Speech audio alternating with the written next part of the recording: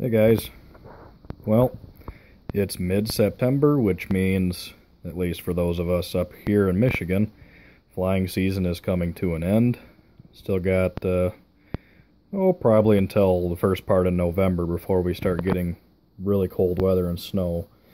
But flying events are pretty much over, kind of winding down for the season. So now it's time for back to the bench.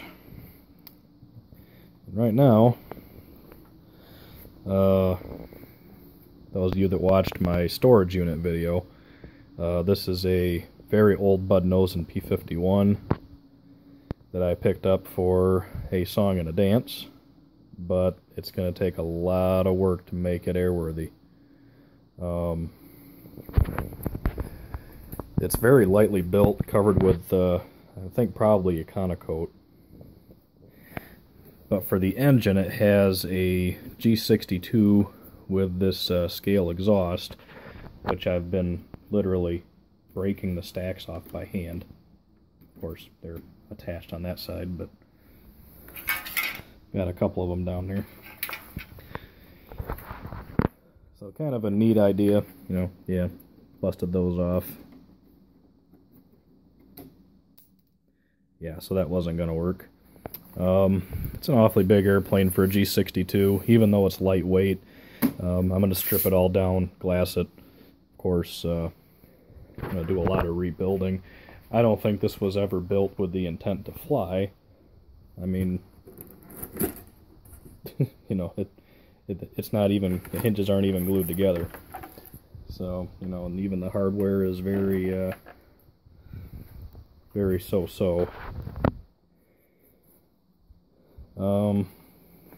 You can hardly, this is funny. This is the fuel tank I pulled out of it. This is a Great Plains tank, maybe a 12 ounce. Seriously, 12 ounce tank, G62. Yeah, right. The landing gear that's in it are the Likes retracts, which I'm not even going to mess with. We got gears galore. Drive shafts, and let me try to flip it over here without breaking anything. Look at that mess. I'm not going to mess with that. That's just a recipe for disaster.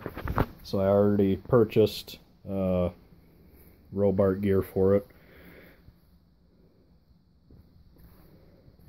And look at this here. There's a servo inside the fuselage that actuates that. It's cool and everything, but I don't think so. So I'm going to have to do a lot of reinforcing, especially for the wing mount areas. It's got these nice access covers here, which is probably necessary for getting the gear out, because the Robart gear doesn't mount the same way that this gear does, so I'm actually going to have to install gear rails into the wing. It's going to be a pretty in-depth project. It's not going to be easy.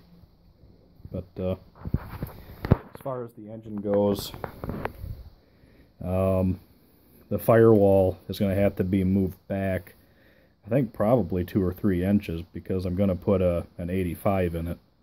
Even though I think a DLE 61 would probably fly this pretty good. But I'd like to go with a little bit more power. It does have a pretty nice detailed cockpit, pilot figure and everything. The canopy I already removed. It was salvageable, but it kind of got a little foggy over the years. So I'm going to go ahead and just buy a new canopy. And as you can see here, it's got the bottom pan for underneath to get the old engine out. And on the top, it had this one, which pretty slick. It did work pretty well. There we go. So I don't know if I'm going to keep that or not. This may all be built back into one piece. Of course, I'm going to fill all this in, then just put some scale exhaust stack on there. The other option is I may cut all this off right right here, and buy the fiberglass cowling, which will slide over the whole thing. Haven't quite decided. Oh, excuse me. Haven't quite decided yet. Right now I'm just kind of in tear down mode. I want to get the whole plane torn apart, get all the covering stripped off.